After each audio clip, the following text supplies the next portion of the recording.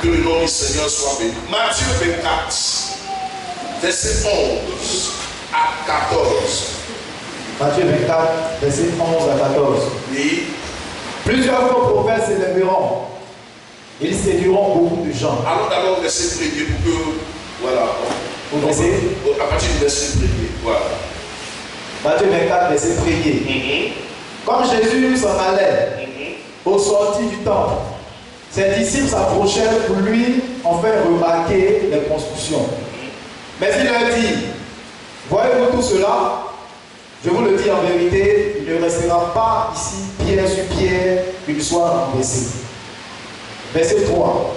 Il s'assit sur la montagne des Oliviers, et les disciples vinrent en particulier lui faire cette question. Dis-nous, quand cela arrivera-t-il? Et quel sera le signe de ton avènement et de la fin? Jésus leur répondit, prenez garde que personne ne vous séduise, car plusieurs viendront sous mon nom disant, c'est moi qui suis le Christ, et ils séduiront beaucoup de gens. Vous entendrez parler de guerre et de bruits de guerre. Gardez-vous d'être troublés. Parce qu'il faut que ces choses arrivent, mais ce ne sera pas encore la fin. Une nation s'élèvera contre une nation, et un royaume contre un royaume.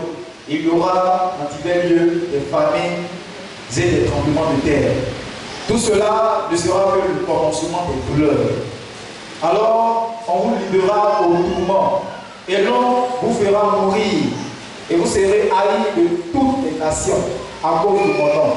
Alors, aussi plusieurs succomberont, et ils se trahiront, se haïront les uns les autres.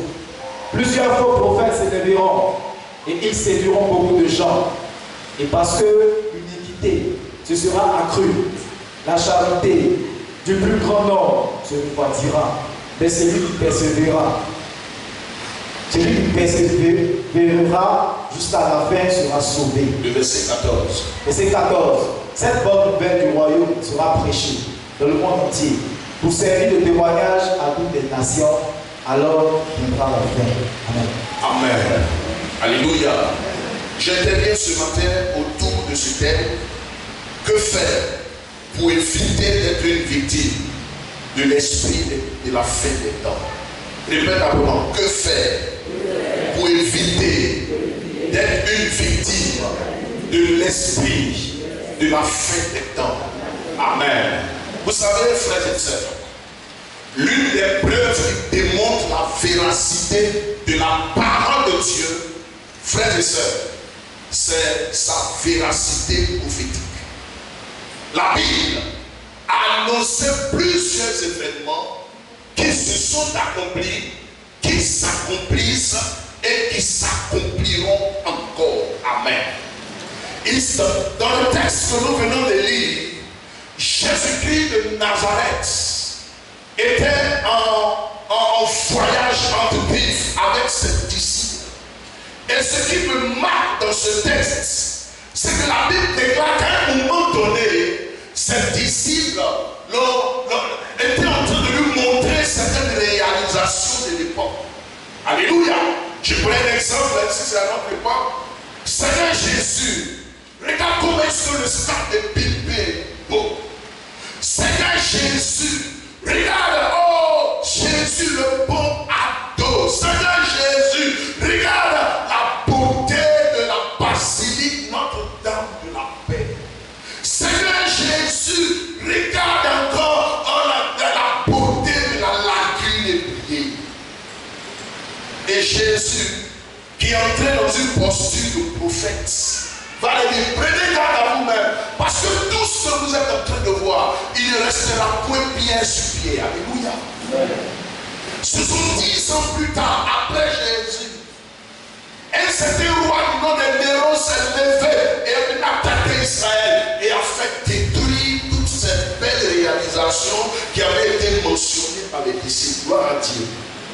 Et du coup, les disciples sont restés là ébahis et lui ont posé la question de savoir. Il regardez ce qu'ils disent. Il dit, mais quand cela arrivera-t-il? Quel sera le signe de ton avènement et de la fin du monde? Amen. 3 questions. Il y a longtemps que nous sommes avec toi, Jésus. Mais il y a une parole qui nous sort, que tu nous fais sortir à chaque fois. C'est la fin du monde, c'est la fin du monde. Il y aura, faites attention au dernier temps, parce que les temps seront difficiles. Jésus, quand est-ce que la fin du monde va arriver? Quels seront les signes de ton avènement et même de la fin du monde? Gloire à Dieu. Et dans mon message ce jour, je vise 2 objectifs. Premièrement, nous amener à comprendre les signes des derniers temps. Amen. Deuxièmement, nous amener à comprendre les stratégies de survie des derniers temps. Gloire à Jésus. Bien-aimés, frères et sœurs, les Écritures nous montrent clairement que nous sommes dans les derniers temps. Oui, frères et sœurs, quand nous voyons même l'actualité, quand nous ouvrons nos postes téléviseurs, frères et sœurs, tout ce que nous entendons n'est pas bon, ce ne sont pas de bonnes nouvelles que nous attendons tous les jours, frères et sœurs. Et je voudrais qu'on vérifie cela dans 2 Timothée 3, verset 1 à 6. 2 Timothée 3, le verset 1 à 5, je lis rapidement, il nous dit, sache que dans les derniers jours, il y aura des temps difficiles, car les hommes seront égoïstes, amis de l'argent, fanfarons, hautains, blasphémateurs, rebelles à leurs parents, ingrats, irréligieux, insensibles, déloyaux, calomniateurs, intempérants, cruels, ennemis des gens de bien, traîtres, emportés, enflés d'orgueil, aimant le plaisir plus que Dieu. Oui, aujourd'hui les gens même sont prêts à mourir pour le football. Mais quand tu veux parler de Jésus, il nous parle de quoi? Ils aiment plus le plaisir. Ils aiment le plaisir plus que Dieu. Alléluia. Traître, emporté, enflé d'orgueil, aimant le plaisir plus que Dieu, ayant l'apparence de la piété, mais réunions ceux qui ont fait la force. Éloigne-toi de ces hommes-là. Alléluia. C'est l'un des signes de la fin des temps. Alléluia. Nous poursuivons. Alors Matthieu 24, verset 36 à 44. Jésus nous exhorte encore là. Si tu l'as, tu le dis rapidement. Matthieu 24, verset 36 à 44. 36 à 44. Pour ce qui est du jour et de l'heure, Pour ce qui est du jour et de l'heure, personne ne le sait, personne ne le sait. ni les anges des cieux. Et les sœurs, s'il te plaît. Bien-aimés frères et sœurs, lorsque nous lisons les Écritures, lisons-les avec les yeux ouverts. Alléluia. J'ai reçu il y a 5 ou 6 ans derrière un frère qui est maintenant pilote, qui est à l'université et qui avait fait une crise de dépression. Sa fiancée m'avait appelé pour que j'aille prier pour lui. Moi j'ai prié, on a prié pour lui. Dieu s'est glorifié. Enfin, il faisait un surménage et puis après ça s'est transformé en autre chose. Et quand je suis revenu, il appartenait à une secte où le leader leur a dit à quelle date Jésus va venir. Je lui ai dit, attends, toi tu es intellectuel, tu lis la Bible. Et puis tu te laisses ronger par ce genre de choses. Jésus dit ce qui est de l'heure. Personne, ni même lui, ne sait quand est-ce qu'il viendra. Alléluia. Donc si quelqu'un vient te dire que Christ vient demain, c'est une fausse prophétie. Si tu es d'accord qu'il dise Amen. Dis encore Amen. Continue s'il te plaît. Pour ce qui est du jour et de l'heure, personne ne le sait, ni les anges des cieux, ni le Fils, mais le Père seul. Ce qui arrivera du temps de Noé arrivera de même à l'avènement du Fils de l'homme. Car dans les jours qui précédaient le déluge, les hommes mangeaient et buvaient. Les gens mangeaient et buvaient. Se mariaient et mariaient leurs enfants. Jusqu'au jour où Noé entra dans l'arche. Lorsque le jour Noé est rentré dans l'arche, et d'une manière soudaine, le déluge est fait. Amen. Continue s'il te plaît. Et il ne se doutait de rien, jusqu'à ce que le déluge vint et les emporta tous. Il en sera de même à l'avènement du Fils de l'homme. Alors, de 2 hommes qui seront dans un champ, l'un sera pris et l'autre laissé. Ah, vous savez ce que ça veut dire? De 2 hommes qui seront dans un champ. Je ne veux pas laisser, mais l'un sera pris, l'autre sera quoi? Laissé. Ça veut même dire que vous pouvez vivre en couple. Est-ce que vous m'entendez? L'un peut être réellement converti, l'autre peut être endurci. Et le jour de l'enlèvement, l'un sera enlevé, l'autre ne sera pas enlevé. Ça, ce n'est pas une histoire de nous formons une seule chair. Alléluia. C'est une question du salut bien personnel. Vas-y. De deux femmes qui mourront à la meule, l'une sera prise et l'autre laissée. Yeah. Veuillez donc, puisque vous ne savez pas quel jour votre Seigneur viendra. Vous ne savez pas quel jour votre Seigneur viendra. Amen. Tu es au verset 44. Verset 43. Oui, verset 44. Verset 44. C'est pourquoi vous aussi. C'est pourquoi vous aussi. Tenez-vous prêts. Tenez-vous prêts. Car le Fils de l'homme viendra à l'heure où vous n'y penserez pas. Amen. Gloire à Dieu. Voyons rapidement les signaux qui sont mentionnés dans le livre de Matthieu 24. Est-ce que vous m'entendez? Premier signal de la fin des temps, pardon, c'est l'abondance de la tromperie et du mensonge. Bien aimé, la Bible nous parle de ce texte de faux prophètes, de prédicateurs et de fausses doctrines dans la fin des temps. Alléluia. Alléluia. Aujourd'hui, quand vous allez sur YouTube, pour ceux-là même qui sont aussi sur Facebook ou Instagram, il y a des choses bizarres qu'on voit. Alléluia. Certaines personnes qui, au nom d'une certaine connaissance, qui enseignent des services et qui sont même dans les pratiques bizarres, appelées même actions prophétiques, frères et sœurs. Moi, je crois aux actions prophétiques. Alléluia. Mais ce ne sont pas des actions prophétiques qui sont faites dans le désordre. Madame G, lève-toi s'il vous plaît. Elle a vécu avec une jeune fille. Une jeune fille qui est venue un jour enflée. Enflée. De la tête aux pieds, elle était enflée. Elle était chaude comme ça. Les gens l'ont transportée, ils sont venus avec elle. À cette fille. Et quand elle est rentrée, j'étais assis ce jour-là. C'était entre midi et 2.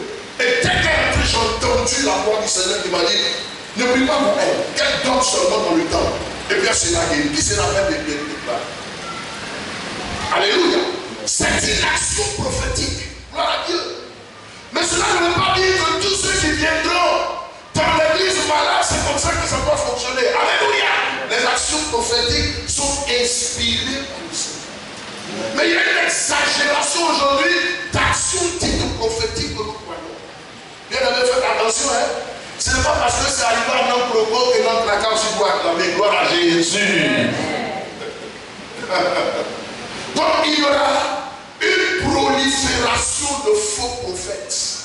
Aujourd'hui, les gens se lèvent et puis disent, je suis dans ton village. C'est caca. Et puis les gens sont contents. La Bible dit, ils vont séduire même des élus. Est-ce que vous m'entendez? Ils séduiront même des élus. Bien aimé, la Bible n'ajoutait pas foi à tout esprit. Dis Amen. Alléluia. Ça fait 22 ans que je suis encore dans la course. Et j'ai des témoignages. Alléluia. Il y a un fils qui venait manger avec nous chez nous lorsque nous étions à Derrière. Aujourd'hui, il est devenu un bishop parce qu'il vend de l'huile d'onction. Que certains prophètes même viennent acheter dans sa main. Il paraît que ça fait des merveilles. Ça va décéder avant qu'il y ait l'huile d'onction dans le fait.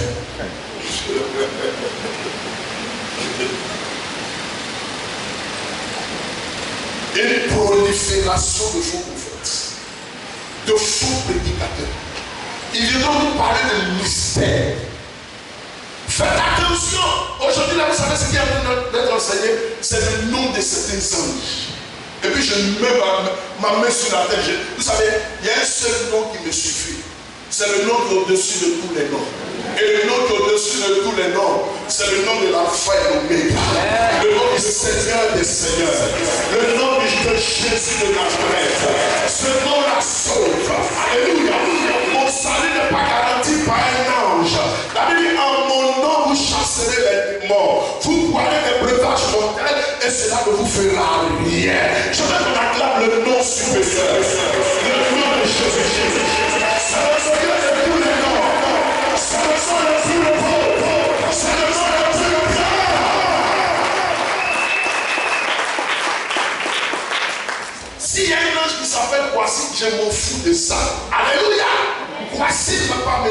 version.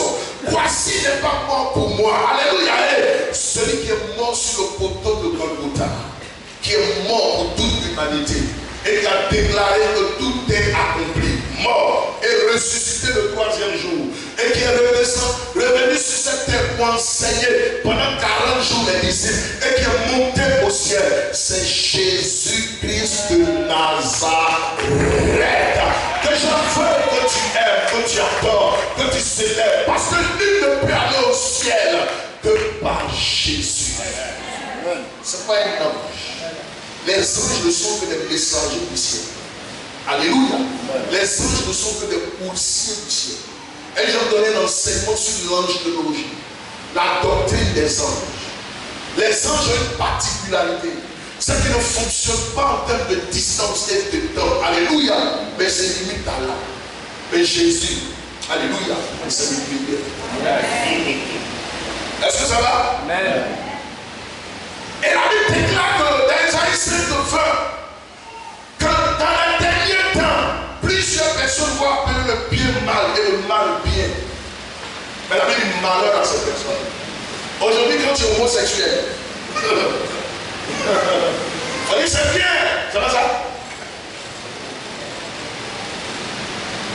Quand tu pratiques la monogamie, tu as une seule femme, on dit toi tu es garou. Malheur à ceux qui appellent le mal bien et le bien mal. Gloire à Jésus. Et nous sommes dans cette époque. Deuxième signe de la fin des temps, l'abondance des conflits, des crimes et des guerres sur la terre. Matthieu 24, verset 5 à 6. Matthieu 24, verset 5 à 6.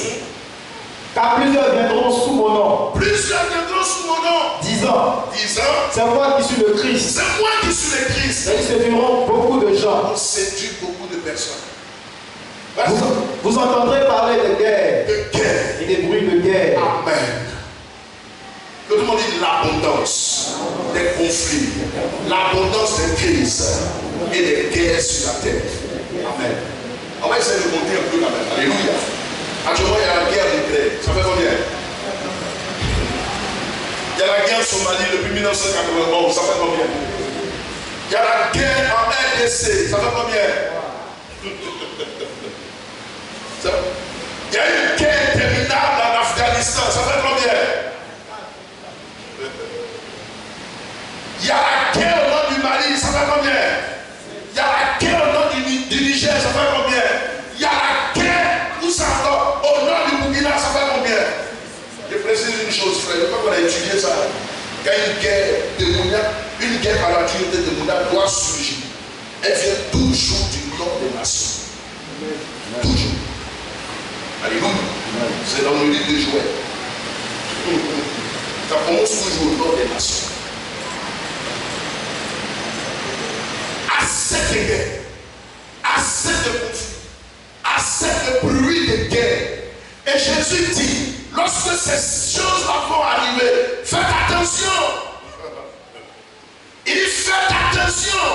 Il y a un événement qui est sur le point d'arriver. Ce n'est pas de cet événement dont je veux parler aujourd'hui. Je veux ce matin t'interpeller sur les signes de la fin des temps. Amen. Troisième signe de la fin des temps. L'abondance du sentiment antichrist, anti-chrétien et anti-Dieu. On peut le vérifier au verset 9 de Matthieu 24. Matthieu 24, verset 9. Yeah. Alors on vous livrera au tourment. Et l'on vous fera mourir. Ouais. Et vous serez haïs de toutes les nations. Amen. À cause de mon nom. À cause de quoi? Mon nom. Aujourd'hui, la être chrétien, c'est un peu comme si c'était une humiliation. Quand tu t'habilles décemment, on dit, mais toi, tu es dépassé. C'est pas ça? Quand vous allez présenter des concours, et puis tu te comportes comme un enfant de l'année, toi, tu es encore dans ça. C'est pas ça? Quand tu es marié, puis un autre homme veut de toi, tu dis, non, moi je sais, je te dis, tu n'as pas envie de devenir riche, hein? Moi, quelqu'un m'a dit, toi, il faut continuer de prêcher ton message de sainteté et de vérité là. Tu ne seras jamais riche. J'ai dit, cette personne m'a dénoncé dans le gloire. Depuis 4 ans, alléluia. Elle m'a dénoncé. J'ai dit alléluia. Aujourd'hui, les gens méprisent les pasteurs. Un jour, il y a un pasteur qui nous a rendu son témoignage. Il dit qu'il était dans un avion. Il causait bien avec son voisin à côté. Et puis, c'était un blanc. Et puis, le voisin lui a demandé, mais qu'est-ce qu'on fait dans la vie là? Il dit, je suis pasteur. Vous savez ce qui s'est passé? Il avait son porte-monnaie, il a fait ça. Il a bien monté.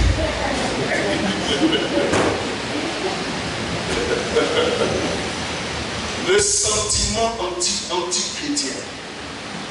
Et Jésus nous a dit, quand les chrétiens seront haïs, quand les chrétiens seront méprisés, quand les chrétiens seront rejetés, quand les pensées chrétiennes seront ôtées, même de certaines constitutions, il dit ne soyez pas, ne soyez pas étonnés. C'est l'un des signes de la fin. Amen. Quatrième signe de la fin des temps, l'abondance des fléaux, c'est des famines sur la terre. Allons au verset 7 de Matthieu 24. Une nation se lèvera contre une nation, et un royaume contre un royaume. Et il y aura dans divers lieux des famines. C'est des tremblements de terre. C'est des tremblements de terre. Tout le monde dit les famines. Les familles. Amen. L'ONU a déclaré avant-hier qu'il fallait au moins 20 milliards pour sauver l'Est du Congo à cause de la famine. Regardez aujourd'hui la population des Gazaouis. Il y en a qui meurent de faim. D'autres meurent sous les bombes. Mais il y en a qui meurent de faim. Il y a des familles, il y a la famine partout. Regardez dans la côte de l'Afrique en Éthiopie. Il y a la famine encore qui est due à une forte sécheresse qui règne dans la région depuis des années.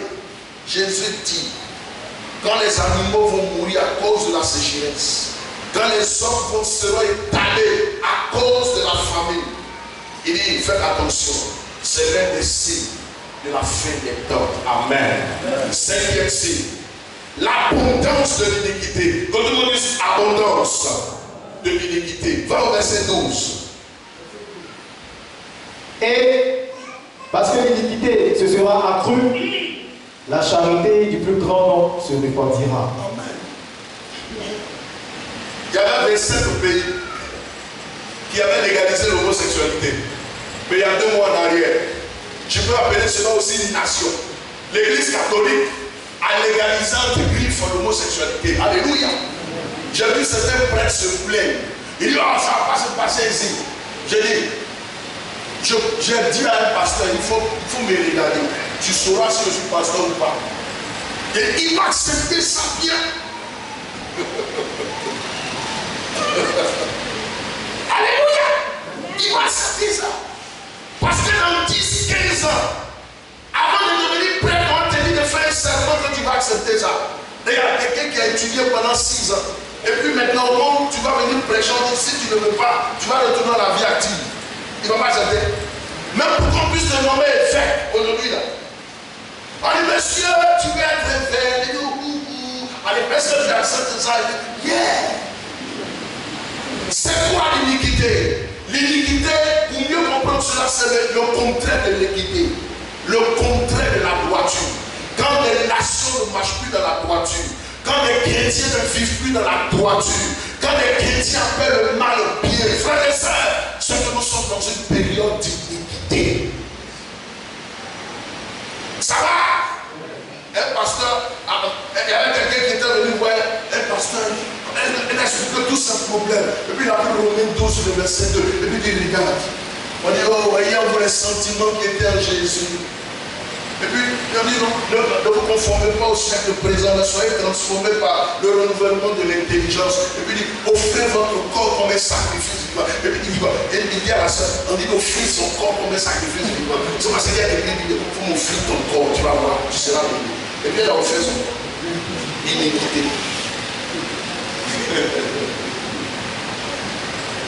Sixième signe, frères et sœurs, de la fin des temps. Matthieu 24, le verset 7, qui nous parle de l'abondance des catastrophes naturelles. Le verset 7. Verset 7. Une nation se lèvera contre une nation, et un royaume contre un royaume. Et il y aura en divers lieux des famines et des tremblements de terre. Des tremblements de terre. Amen. J'ai dit Amen. Ne dormez pas, hein. Ça va arriver. Alléluia. Je vais comme un prophète d'annoncer cela. Alléluia.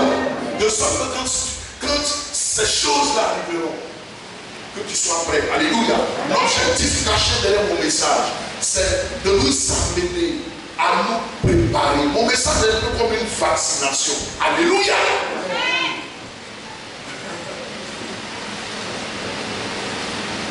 En 2005, il y a eu un tsunami qui a déclenché en Indonésie, qui a fait plus de 100 000 morts. Plus de 100 000 morts. Les gens nageaient un peu comme à Syrie. Ils étaient les hommes les plus riches étaient là, avec d'autres avec leurs copines, d'autres avec leurs épouses, d'autres avec leurs amis, frères, il y en a qui étaient nus. Et puis il y a eu un tremblement de terre dans la mer. Est-ce que vous entendez? Je peux faire un tremblement de terre quelque part, dans le désert. Quel tremblement de terre dans la mer? Quand la terre a tremblé dans la mer, regarde. Imagine-toi une chose, la terre tremble. Et puis, dans son aspect de tremblement, la terre commence à balancer l'eau comme ça. Les gens étaient là. Et l'eau de mer, regardez la masse de l'eau qui a commencé à courir sur des dizaines de kilomètres, emportant tout sur son passage. Et les gens qui étaient là dans les hôtels ont tous été engloutis. J'ai suivi un documentaire sur National Geographic qui disait ceci, que à 6 km de là, il y avait une réserve, il y avait une forêt qui était là. Il y a les animaux même qui étaient dans la forêt, derrière, comment est-ce qu'on appelle, loin de la plage, avaient entendu les vagues de mer arriver. Et vous savez ce qui s'est passé? Ces animaux-là ont fui les forêts, soit de se réfugier dans la ville. Mais les hommes même qui étaient à côté n'ont pas entendu cela à cause de quoi? De l'enfoulement.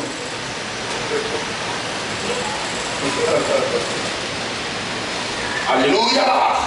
C'est de ça qui fait peur. Alléluia. Septième signe, l'abondance de la méchanceté. Toujours le verset 12. Matthieu 24, verset 12.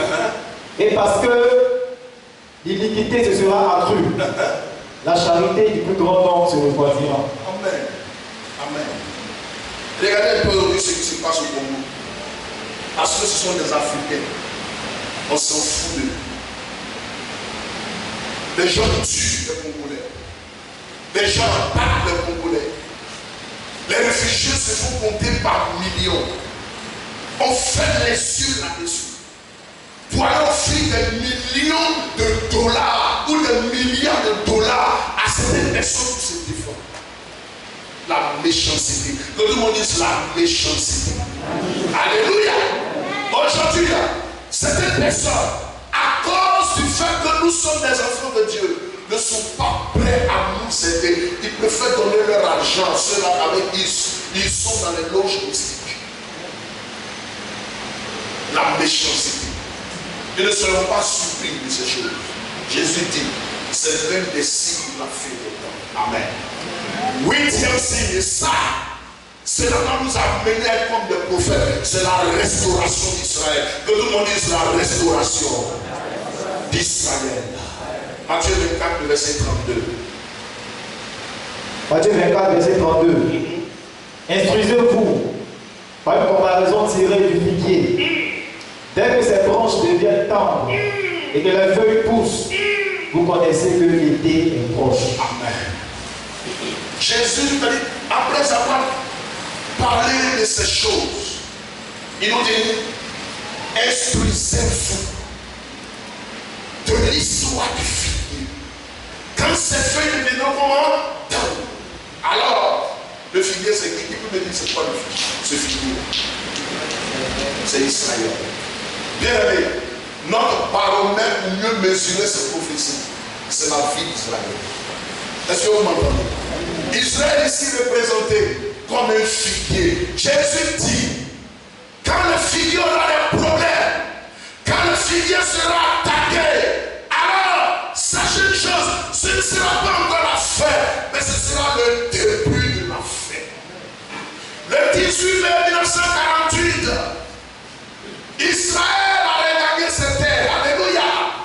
Grâce à un certain Ben Gurion qui a proclamé l'indépendance d'Israël. C'est à partir de ce jour-là où le monde entier, les chrétiens véritables, ceux qui lisent la Bible, ont commencé à savoir, frères et sœurs, que l'annonce de la fin des temps est arrivée. Parce que le Seigneur nous dit que lorsque ces feuilles vont commencer à devenir tendres, ça veut dire quoi? Au préalable, on n'avait pas de feuilles. Alléluia.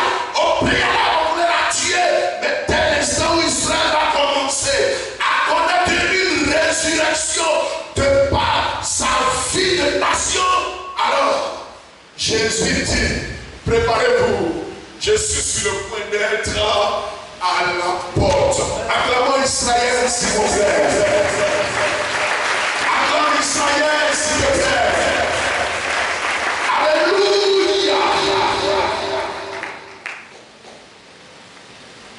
Il y a 3 mois derrière. Quand je suis rentré samedi soir, puis j'ai vu sur France 24, quand on a dit qu'Israël a été attaqué par des terroristes à une Moli. Vous savez ce que je fais? Je suis rentré dans la chambre du Seigneur. Si tu dois revenir, je me confesse. Parce que tu m'as dit de m'inspirer d'Israël. Mon horloge là, c'est Israël. Alléluia. Mais ce n'est que le début de la fin. Et l'histoire d'Israël doit nous servir de leçon. Est-ce que je parle à quelqu'un? Le dimanche, certainement le dimanche prochain, quand je vais parler de l'enlèvement de l'Église, je parlerai en long et en large d'Israël. Comment Israël sera vaincu à un moment donné. Et comment ils crieront au Messie. Et puis Jésus viendra pour sauver Israël.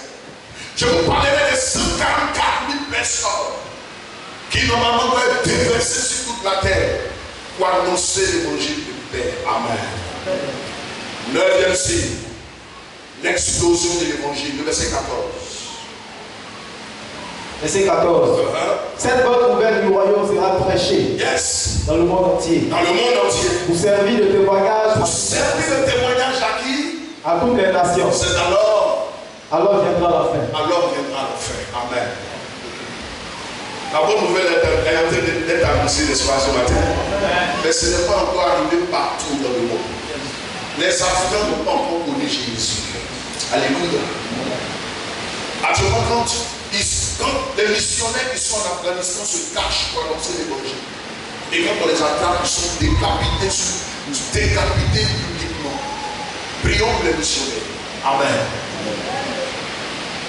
L'évangile n'a pas encore atteint l'Ouzbékistan.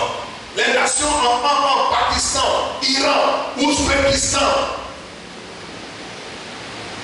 Ces nations-là sont des nations très impies. Et l'évangile n'a pas encore atteint ces nations. Jésus dit, le dernier signe qui prouve qu'il n'est pas loin, c'est quand ces nations seront quoi? Atteintes par l'évangile de Jésus. Le livre d'Ézéchiel aussi nous parle de toute l'Égypte qui sera convertie à Jésus. Ça a commencé il y a 6 ans avant. Quand les gens commençaient à persécuter comment est-ce qu'on appelait ça? L'autre de l'église catholique là. Pardon? Les orthodoxes. Merci.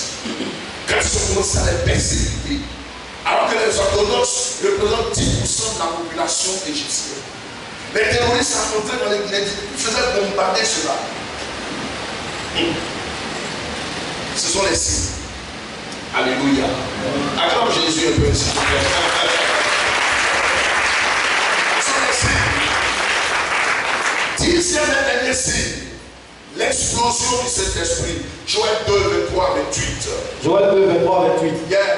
Et vous, enfants de Sion, soyez dans l'allégresse. Soyez dans l'allégresse. Parlons de Sion. Sion ici c'est Israël. Il est enfant d'Israël. Jérusalem, soyez dans l'allégresse. Vas-y.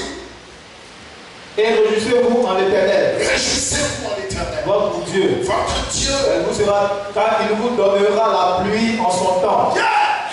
Il vous enverra la pluie de la première de la saison comme autrefois. Les airs se rempliront de blé et les cuves regorgeront de mou et d'huile. Yes. Je vous remplacerai les années qu'ont dévoré la sauterelle. Dévoré quoi? La sauterelle. La sauterelle. Le gélec. Le gélec. Le hasi. Le hasi. Et le gaza. Et le gaza. Répète à moi, oh Dieu, ce matin, s'il te plaît, remplace pour moi, pour l'Église, pour Israël et pour les nations, toutes les armées que le gélec, le gaza, la sauterelle et le asile ont dépassé. Amen. Et au verset 28, il dit, verset 28. Après cela, je reprendrai mon esprit sur toute chair. Vos fils et vos filles prophétiseront. Est-ce que les gens commencent à prophétiser aujourd'hui? Les jeunes gens auront quoi? Vos vieillards auront des songes.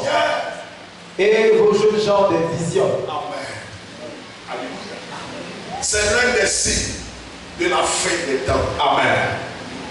Que faire dans ce dernier jour afin d'éviter d'être une victime de l'esprit des derniers temps? Amen. Premier secret. Je voulais un peu te faire peur. Alléluia. Maintenant, je vais te donner maintenant la conduite à Bible. Le premier secret, c'est de maintenir un hôtel personnel très fort de relation avec Dieu. Répète avec moi, oh Seigneur, aide-moi afin de maintenir un hôtel personnel de relation avec toi. On le vérifie dans Osée 6, le verset 3. Osée 6, verset 3. Connaissons, cherchons à connaître l'Éternel. Cherchons à connaître l'Éternel. Sa venue est aussi certaine. Sa venue est aussi certaine que celle de l'aurore. Que celle de l'aurore. Il viendra pour nous comme la pluie. Comme la pluie du printemps qui arrose la terre. Merci. Mes frères et sœurs, les mamans, les frères, les sœurs, cherchons Dieu. Dis Amen. Amen. Cherchons à connaître Dieu. Quand tu viens ici à l'église, est-ce que tu cherches à connaître réellement Dieu? Alléluia. Étant ici assis, je t'en prie, je te demande une seule chose. Cherche à connaître le Dieu de la maison dans laquelle tu es. Dis Amen. Amen. Et pour le connaître, frères et sœurs, c'est dans les Écritures. Parce que je peux te mentir. Je peux me tromper. Alléluia. Mais si tu as une pensée, tu viens dans la pensée de connaître Dieu, de chercher Dieu, non seulement ta foi sera bâtie sur le roc. Alléluia. Mais tu ne pourras pas être détruit ou déconstruit. Alléluia. C'est pourquoi je vous en prie, frères et sœurs, faites tout pour ressembler aux disciples de Péri. Ne vous laissez pas manipuler, frères et sœurs, comme je l'ai dit tantôt, par de faux prophètes ou par de faux prédicateurs. Ça va? Moi, je rends gloire à Dieu. Parce que de moi sont sortis beaucoup d'enfants qui sont aujourd'hui des pasteurs. Amen. Je ne parle pas d'enfants qui sont devenus ingénieurs, non, non, non. Qui sont devenus des pasteurs. Donc celui qui est ici, en face à mon voisin. Je rends gloire à Jésus. Et je veux que tu saches qui est réellement Dieu. Dans les derniers temps, on vous dira qu'il est ici, il n'y a pas. Est-ce que je parle à quelqu'un? Ce sont les fausses révélations qui font qu'aujourd'hui, la frère, les gens vous emmènent à vivre une vie au-delà de vos expériences. Mais Jésus-Christ est fidèle. Jésus-Christ est le même hier aujourd'hui et éternellement. Maintenez un hôtel personnel de relation avec Dieu. Ne vous en faites pas. Ça a déjà été saisi. Vous aurez des copies tout à l'heure. Amen. Tout est là. Vous les aurez gratuitement. Je crois qu'on a au moins 200 aujourd'hui, n'est-ce pas? Vous aurez plus de 200 copies multipliées par 3. Ça fait 600. Est-ce que ça va? Deuxième secret, pour ne pas être une victime de l'esprit de la fin des temps, c'est refuser d'être influencé par les vents et de la tromperie. Amen. Éphésiens 4, versets 13 à 14. Éphésiens 4, 13 à 14. Yeah. Jusqu'à ce que nous soyons tous parvenus à l'unité de la foi et de la connaissance du Fils de Dieu, à l'état d'homme fait, à la mesure de la stature parfaite de Christ. Amen. Que nous on dit la stature parfaite de Christ. Amen. Quand on dit qu'une personne a atteint la stature parfaite de Christ, ça veut dire quoi? Elle a atteint la maturité spirituelle. Elle est mature. On peut lui confier des tâches. Elle est mature. Elle peut conduire d'autres personnes dans la gloire. Elle est mature. Christ est fier d'elle. Alléluia. Quand Christ a atteint la maturité à un autre niveau, regardez la Bible, quand il est sorti des eaux du Jourdain, le Père Céleste a dit, celui-ci est mon fils bien-aimé, en qui j'ai mis toute mon affection. Écoutez-le. Amen. Cherchez à être mature. Cherchez, frères et sœurs. Oh, bien-aimés, en refusant de vous laisser influencer par quoi que ce soit. Troisième signe, pour éviter d'être une victime, c'est de rester, Jérémie 3, le verset 15, c'est de rester sous une forte couverture pastorale. Une forte couverture spirituelle. Yes. Je vous donnerai des bergers selon mon cœur. Je vous répète avec mon Dieu dit, il va nous donner des bergers selon son cœur. Je vous donnerai des bergers selon mon cœur. Et ils vous paieront avec intelligence. Il donne ici la raison pour laquelle il nous envoie vers des bergers. Alléluia. Ils vont nous mettre quoi? Comment? Et ils vous paieront avec intelligence et avec sagesse. Ils vont vous enseigner avec intelligence. Ils vont vous enseigner la sagesse de Dieu. Ils vont vous donner des bons repas spirituels. Alléluia. Ils ne vont pas vous donner des repas avariés. Ils vont vous donner de la nourriture complète. Gloire à Dieu. De la nourriture équilibrée et variée. Et pour avoir ça, Dieu dit, il va attraper lui-même ta main. Et puis il va te conduire vers le pasteur qu'il te faut. On reprend le texte de la on entend. Jérémie 3, 15. Je vous donnerai des bergers selon mon cœur. Et ils vous paieront avec intelligence et avec sagesse. Merci. Est-ce que ça va? Ça vous est dit que quand ces choses vont arriver, si tu es sous une mauvaise couverture, quand tu prêches, est-ce que tu sais ce que je vois? Donc ta leçon est bleue. Ça n'amène pas au ciel. Alléluia.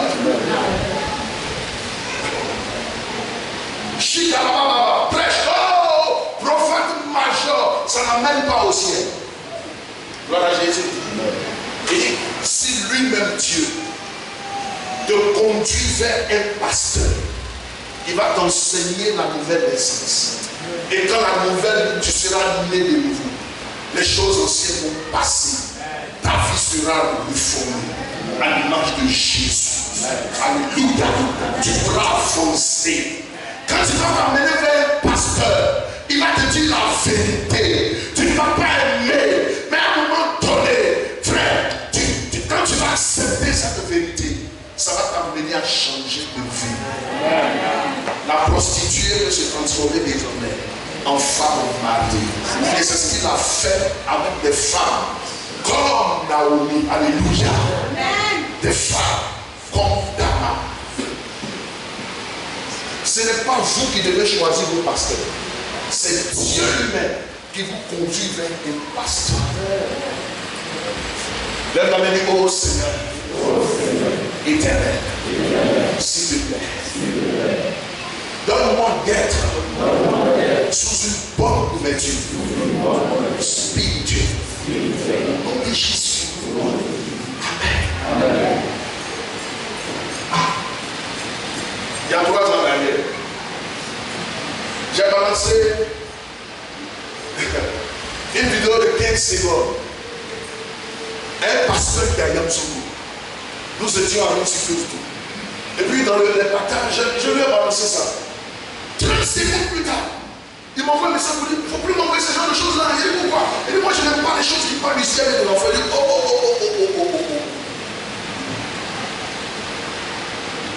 Mon ami, si tu es dans une église où le pasteur ne te parle pas du ciel, ne te parle pas de l'enfer, c'est pas un bon pasteur. Tu m'entends? Parce que parler du ciel ou de l'enfer, pas d'abord de notre éternité.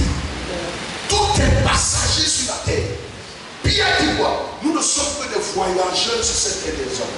L'espérance de vie de l'homme est limitée aujourd'hui à au moins 70 ans. Et après les 70 ans, où est-ce que tu passeras ton éternité? Un jour, un frère a dit ici, pasteur, si toi tu ne disais pas la vérité comme ça, l'église allait remplir jusqu'à la hauteur des gens disent, oui c'est vrai, mais je ne veux pas de chrétiens foulistes. Jésus n'aimait pas la foule. C'est pas chaque fois dans Matthieu 8 et dans le livre de Marc, quand il y avait la foule disant aux disciples, passons sur l'autre bord. Un jour, après avoir opéré des miracles, les gens sont venus dire Jésus, il y a du monde dans la foule. Jésus dit laisse-les. Ils sont là parce qu'il y a eu des miracles de pain et de poisson. Est-ce qu'il y a des chrétiens qui aspirent au ciel ici? Des gens qui croient que la terre n'est pas une éternité et que la terre et les cieux passeront et qu'ils sont censés aller au ciel. Acclame Jésus s'il te plaît.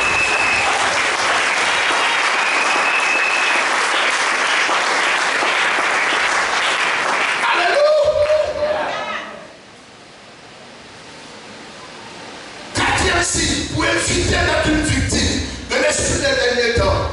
Psaume 32, 8 à 9, c'est de maintenir la sensibilité spirituelle. Vas-y. Psaume 32, 8 à 9. Yeah. Je t'instruirai. Je vais t'instruire. Et te montrerai je vais te montrer la voie. Et tu dois suivre. Que tu dois suivre. Je te conseillerai. Je te conseillerai. J'aurai un regard sur toi. J'aurai mes regards sur toi. Ne sois pas comme un cheval. Ne sois pas comme un cheval. Ou un mulet sans intelligence. Ou un mulet du coup.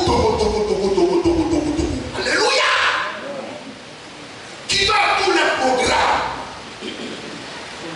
Ne sois pas comme un pays, oui. Il dit, moi-même l'Éternel, dans la fin des temps, je vais t'instruire.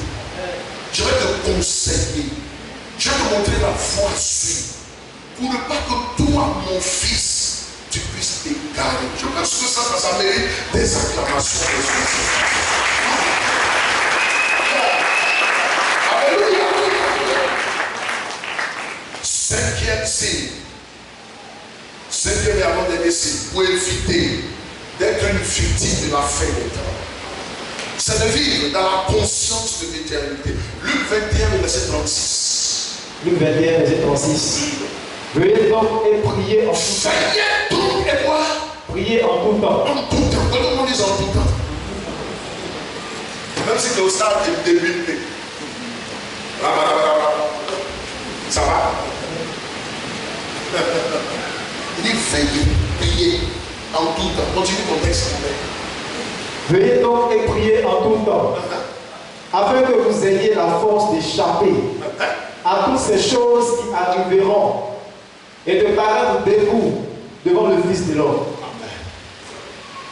Pour échapper à ces choses, Dieu dit, demeure en prière. Est-ce que je parle à quelqu'un? Pour échapper à ces choses, Dieu dit, il faut veiller.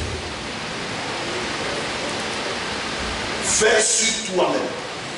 versus ton enseignement. Si tu es prédicateur,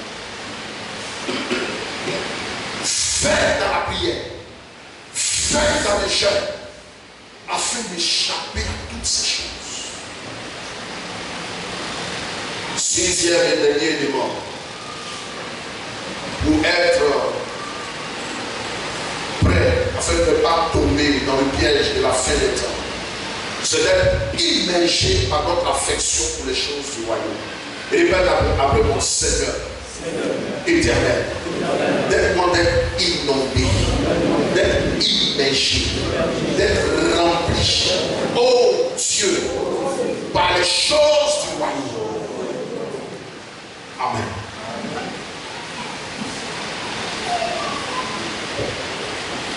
Mes amis, frères et sœurs, je crois souvent qu'il faut amener certaines personnes à atteindre un certain niveau pour pouvoir, afin de leur confier des tâches. Mais je crois aussi, est-ce que vous m'entendez, que pour maintenir certaines personnes dans la foi, pas tout le monde, c'est de leur confier les choses sur la route. Est-ce que je parle avec quelqu'un? Parlons de notre affection pour les choses du royaume. Je vais premièrement parler aussi du service de Dieu. Gloire à Jésus. Ça va? Parlons de notre affection pour les choses du royaume. J'ai presque fini. Je vais parler de notre vie de piété. Mes amis, on nous dit de nous sanctifier là. Parce que c'est doux, hein? N'est-ce pas? Mais c'est parce qu'on veut faire les choses du royaume. On va obéir à la pensée de Dieu. Alléluia. Il y en a qui pensent que nous sommes des bigots. C'est pour ne pas les copines. Un jour, il y a quelqu'un qui a dit un homme normal ne peut pas avoir une seule femme. J'ai dit aussi, cet homme anormal mérite l'enfer.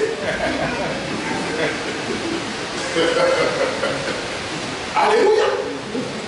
Pourquoi? Parce que nous sommes des enfants d'un autre royaume. Dis Amen. Le royaume des cieux. Et le royaume des cieux a ses principes. Le royaume des cieux a sa manière de fonctionner. Le royaume des cieux a ses règles. Et l'une des règles pour mieux fonctionner dans le royaume des cieux, c'est de marcher dans la vie de sainteté. Amen. Dans Matthieu 6, 33 dit, recherchez premièrement le royaume de Dieu et sa justice, et toutes choses vous seront données par-dessus. Pour cela, je vous ai donné un petit cadeau quand vous allez prendre des copies sur la sanctification. Pourquoi nous devons nous sanctifier? Tu vas lire cela et puis je vais. C'est sur la copie base. Cela passe nécessairement par une vie de sanctification. Le jour viendra où tu réaliseras toi-même. Et le plus grand bénéficiaire de la sanctification, c'est toi-même. Amen. Répète après moi, le plus grand bénéficiaire de la sanctification, ce sera moi.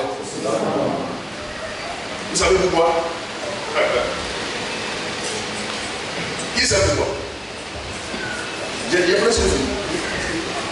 Le plus grand bénéficiaire de la sanctification, ce ne sera pas Dieu, ce sera toi-même. Dis-moi pourquoi. Pas la haute voix, s'il vous plaît. Évidemment, parce que si je me sanctifie, je verrai Dieu. Amen. Amen. Amen. Quand tu vas te sanctifier, après ton départ sur la terre, Dieu va te récompenser. Amen. Et qui est là le premier bénéficiaire? C'est toi-même. Alléluia. Ce n'est pas Dieu. Vas-y. Deuxième raison. Première raison, Dieu est saint. Dieu est saint. L'une des raisons pour laquelle Dieu dit, mes enfants, sanctifiez-vous, c'est parce que lui-même est saint. Ça va? Il est saint. Autre raison.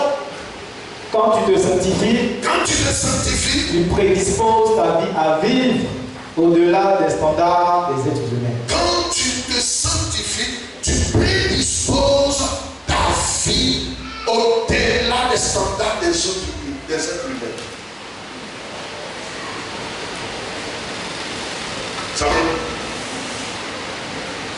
entre le pécheur et puis celui qui vit dans la sanctification, qui doit se confier à qui?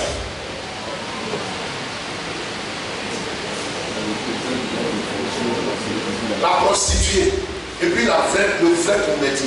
Qui doit venir voir l'autre pour sa délivrance? C'est qui? Donc tu vis la vie au standard de la vie des autres.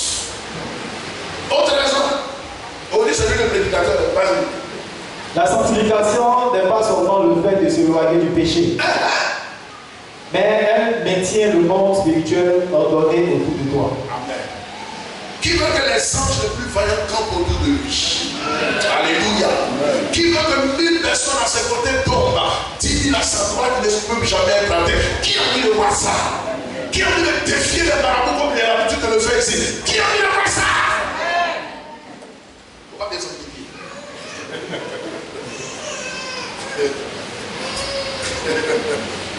Il y a une prophétesse que tout le monde dit un jour. Il y avait une prophétesse. Elle s'est levée un matin. Elle dit: je vais au village pour aller évangéliser. Elle arrive au village, vous savez ce qui s'est passé. Elle dit: Jésus est Seigneur, Jésus est vivant, Jésus est glorieux, donnez votre vie à Jésus. Vous êtes limité à là. Elle dit: vous les sorciers là, donnez votre vie à Jésus.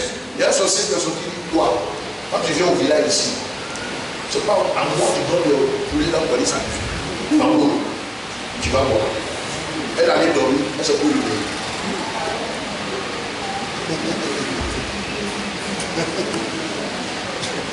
Est-ce que ça va? Il y a un autre prédicateur qui allait au village. Au funérailles. Il dormait dans la journée sur un banc. Il dormait comme ça. Et vous savez ce qui s'est passé? En rêve, il y a une souris qui est venue piquer ses pieds. Quand il a pondu comme ça dans la journée. Puis lui-même il a vu le sang couler.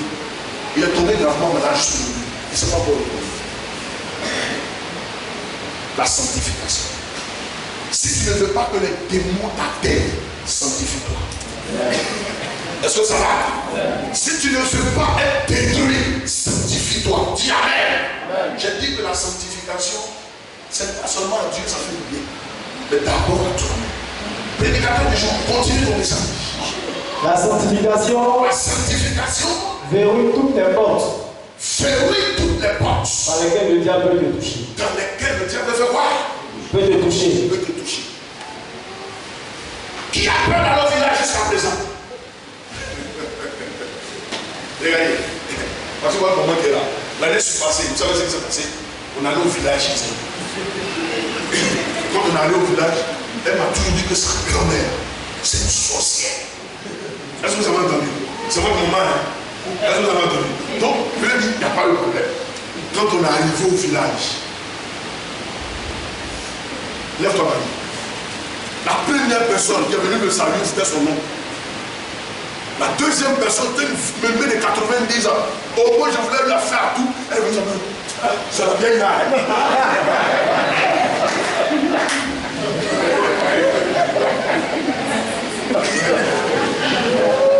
Elle dit, vous savez, elle dit, c'est la vieille là. Vous savez ce que j'ai fait? Adou. Il a fini envoyer ça. Adou. Il faut essayer. Et ça l'a essayé. Répète encore la sanctification. Verrouille les portes de l'ennemi. Amen. À partir d'aujourd'hui, quand tu vas sortir de là-bas au village, ils viendront témoigner, ils ont vu un feu sur toi. Le feu du Saint-Esprit. Le feu des volants. Pourquoi? Parce que tu te sanctifies. C'est vous qui avez peur de donner l'argent aux sorciers, c'est pas ça? Quand j'ai fini, j'avais un peu d'argent, puis j'ai envoyé l'argent encore sur le monnaie. J'ai dit, c'était combien de dollars ta grand-mère? 15 000 ou 10 000. Elle ne peut pas parler. Voilà ça. Oreille monnaie, c'est pas l'argent.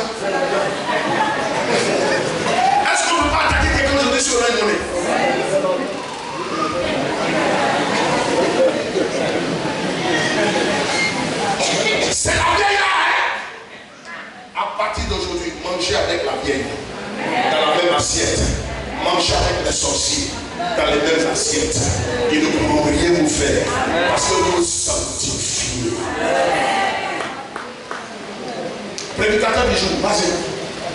La sanctification. La sanctification. Garde ton esprit ouvert. Garde ton esprit ouvert. Et pur. Et pur. Pour voir et entendre. Pour voir et entendre dans le monde spirituel.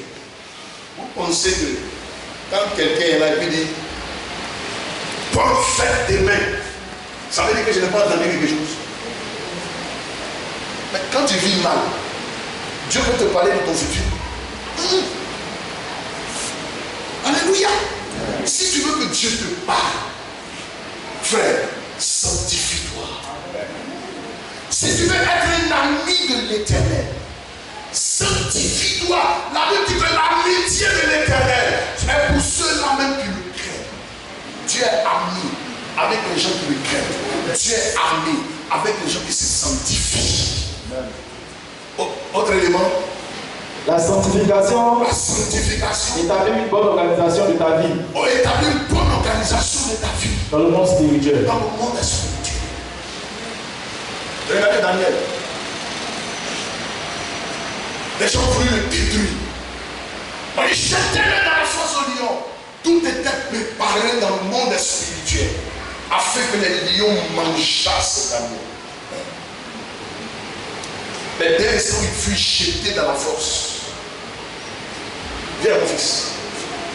Quand Daniel a vu les lions, le premier lui a fait oh, le deuxième l'a parlé.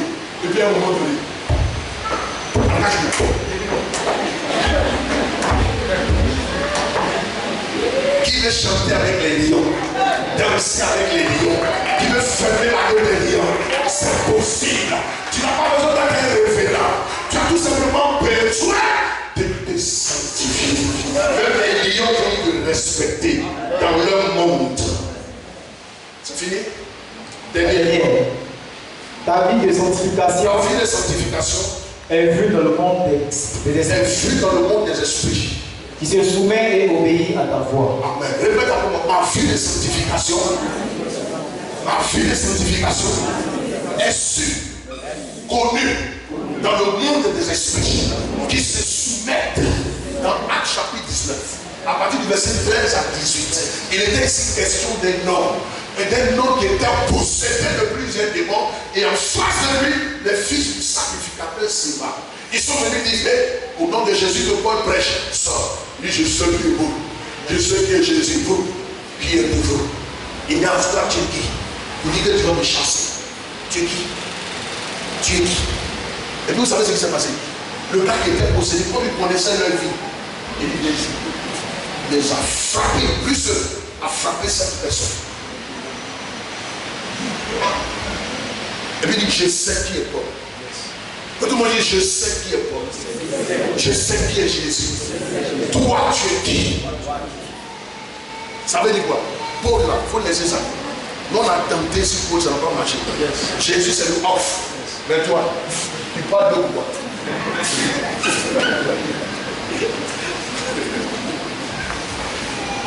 Que Dieu vous bénisse ce matin. Dis à ton voisin, sanctifie-toi. Afin que le monde des ténèbres lui respecte. Sanctifie-toi. Afin que le monde des ténèbres t'assimile à vous et à Jésus. Et pour les choses que tu dois savoir, laisse-moi te dire une chose. Jésus ne vient plus.